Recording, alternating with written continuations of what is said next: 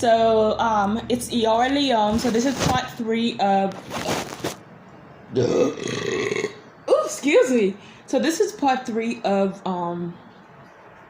about the immigration stuff. So I'm telling you guys, I just had to share. The Holy Spirit is just filling me with this wisdom, these words, this encouragement, this testimony, and whatever happens. I just believe that God's will is God's will constantly, and we shall pray that the will will be with God's will be with us.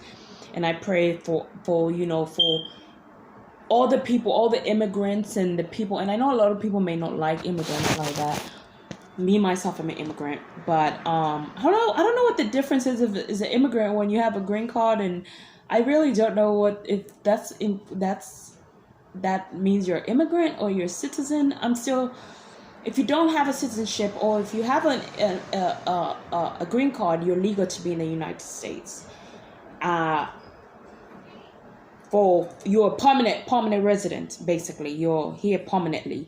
I was not born here, but I was raised in the United States. I've been here since I was 9. So I went to elementary school here. I went to high school here. I went to middle school here. So just about almost all my life, I've been in the United States. So everything is, all I know is about here. But I love it, but I love to visit. I would love to visit Africa, one day, you don't know. I'd love to go back and forth and just, visit the places and kind of see what life is in different places. Not even just Africa, but visit London, visit Australia, different places. I want to travel the world and see different things. But I'm excited of becoming a United States citizen. I love the United States. But I wanted to say, on that note, back to the encouraging people not to do fraud, not to marry for papers. Don't marry for money. Don't marry for the wrong reasons, period. You know what I mean? I know you're in love, but you need to investigate. Sometimes people do it for money, but if you're rich, you need to find out who is really for you. Don't marry these people just because because some rich people fall in love with the wrong girl too that's broke. Don't just marry anybody. You need to watch out. You need to be careful. You need to be careful who you're bringing into the country, into the United States. You know what I mean? Because important people are here. You know what I mean? Important people are all over the world and in other countries as well. Don't do it. I'm speaking to other countries as well. Don't just let anybody into your home. You know what I mean? You need to be careful. You need to who you open your door to. So it's like, people said why. Okay, let's talk about building the wall, the wall, right? Trump was all about building the wall. People are gonna hate me for saying this, maybe, but why not build the wall? I don't understand why people think that they should not build that the border, the wall, the border wall. Why would you leave the space open for people, outside people, to come in illegally? Why would you? What sense does that make, right? It's like you have to protect the people of the country. And we love immigrants because, of course I'm from Africa as well. We love everyone, but why not everyone come in the right way? Why do you have to sneak behind the building? Only thieves climb behind the building and try to sneak behind the back door. Come in the front and get checked like everybody else. You gotta do things the right way. They're not saying you cannot come to the country. They're not saying no, you cannot come in here. What they're saying is you have to come in the right way. They need to investigate and search you up and make sure you are the right person to come in. You're not a terrorist. They need to make sure you're not a terrorist. So it's not like, I don't believe, maybe I need to read more into Trump. I don't know. People talk bad about Trump and he's probably a racist. So from what I'm hearing, and he's talking about all lives matter, which I'll get back into that later, because I used to say all lives matter, but now I say each life matters, because the way what they made about all life matters, they made it seem like all lives matter was designed to knock down Black Lives Matter. Like Black Lives Matter, like if you didn't say if they didn't say Black Lives Matter, think about it, then they wouldn't have said all lives matter, because because out of nowhere nobody's gonna come up and say all lives matter. They're gonna be like, well, so what's your point? But when you say Black Lives Matter, it's gonna be like, it's gonna be like, well, why are they saying that? Because black people are getting killed, black people are being mistreated, or black people or blah blah blah, so back to I'm gonna do a whole nother video about that, but I just wanted to bring that up. I'm all about each life matters to me, of course, but I also want to be able to say my opinion on Black Lives Matter and my opinion on why I say each life matters as well. You know what I mean? Because I don't feel like only one side matters. I feel like every side matters, but I know that we have to focus on one side because that's the side that's broken. Of course, like, if you have two legs and one leg is broken, which one are you going to take care of? The one that's broken before the other one, right? So that's what Black Lives Matter is talking about. I understand.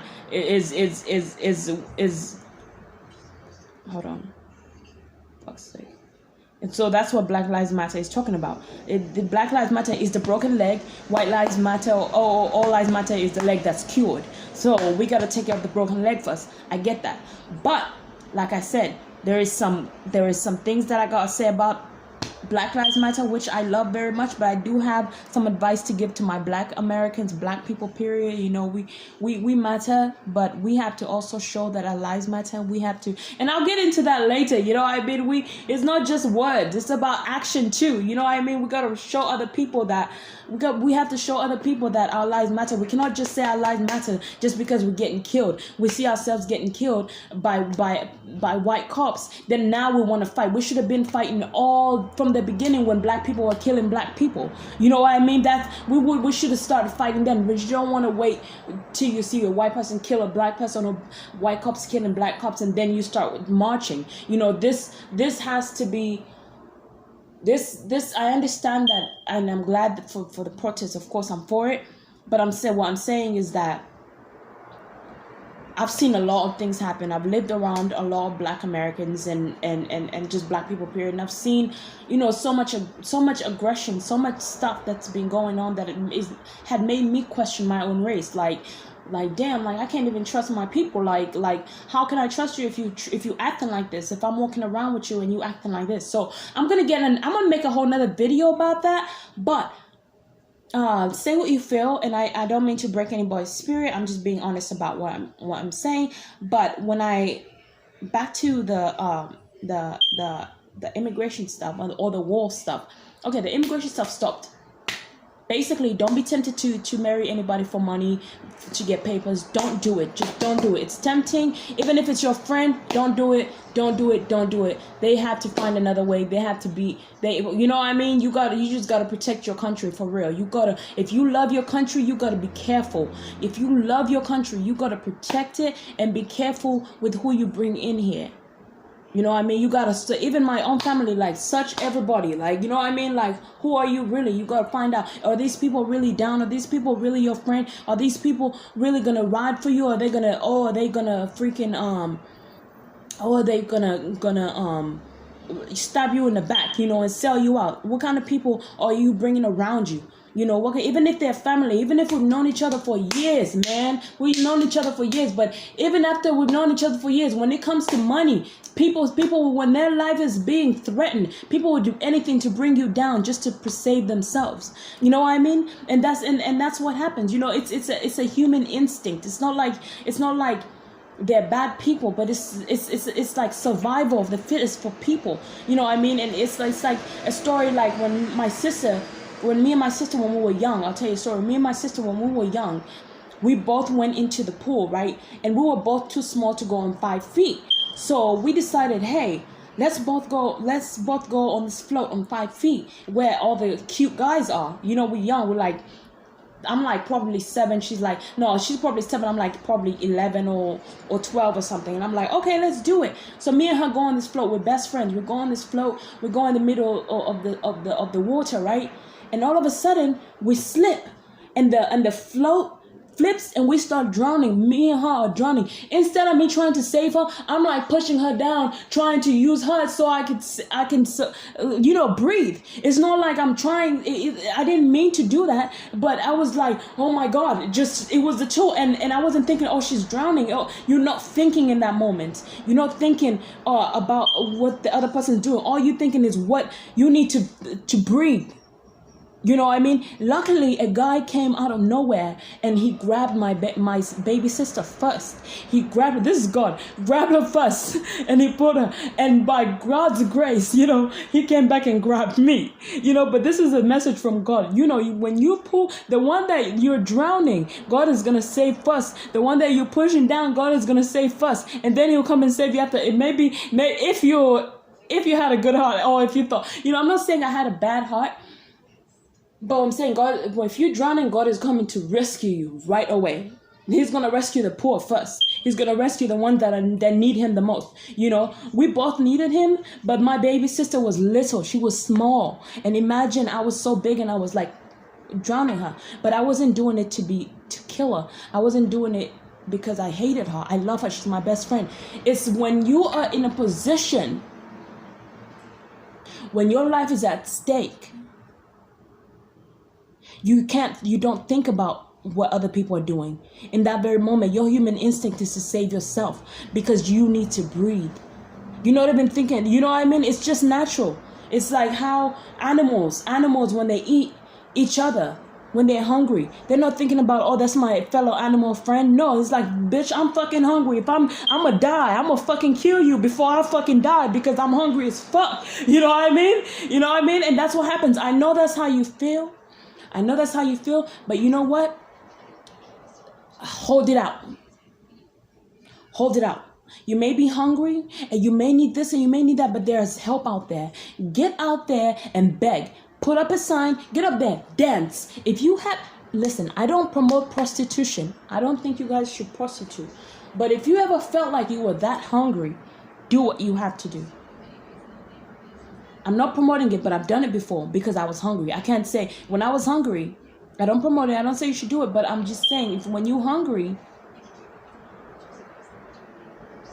people don't know. But you know what? When I was hungry, to be honest, I was like, I asked this guy, I didn't know how the game was, but I knew this guy and I was like, yo, I'm so hungry. I literally sucked his penis for $10. $10. I was that hungry. I was like, can you buy me some food? He couldn't buy me some food. But if you can do this and he was black. And he was like, can you do this? I'll pay you $10. I was like, I'll do it for $10 because I needed some food. I did it for $10. I couldn't believe he did. You know what? I said 20, I think. And he said, I'll give you 10. I said 20, I'll give you 10. I said, damn, that's cheap as fuck. Nigga, you got like a beautiful, he got a nice car. And he was telling me that was his car. He was driving me around his nice, so he couldn't buy me some food. I had to eat. I ate. So I did it to eat. So it's that's how it is. It's like, but again, prostitution is illegal. Do not prostitute. Don't be like me. I know I said do what you have to do. I don't know what to tell you. I'm just like, I did what I had to do and luckily I got away with it. But me being live, telling you guys this, I just don't feel comfortable saying you should do it. But let me tell you, what you should do is definitely get out there and beg. People, if you're hungry, go eat in the trash. I ate in the trash before. Instead of sucking dick, eat in the trash. God will, I did, you name it. This guy had to teach me. I was on the street. I didn't know how to survive because I was so used to my family preparing food for me, buying me food, washing my clothes, doing everything for me. I was so used to them doing everything for me that I didn't know how to do anything for myself. When I got on the streets, I was forced to learn how to survive. Thank God I was on the streets because I didn't know. I met this guy that had just got out of jail. He's the guy that had taught me how to eat from the trash can. This guy was clean. He looked normal, right? He went right in the trash can right there and picked out food. It's not like going in a dirty one. You have to know which one to go to. And I want to tell you guys more about it because my belly is hurting right now. And and I have like literally a few minutes before it comes to 15 again. I only have 15 minutes to do this, so please feel free to subscribe and give this video a thumbs up if you like it. Comment whatever you wish. God bless. See you soon.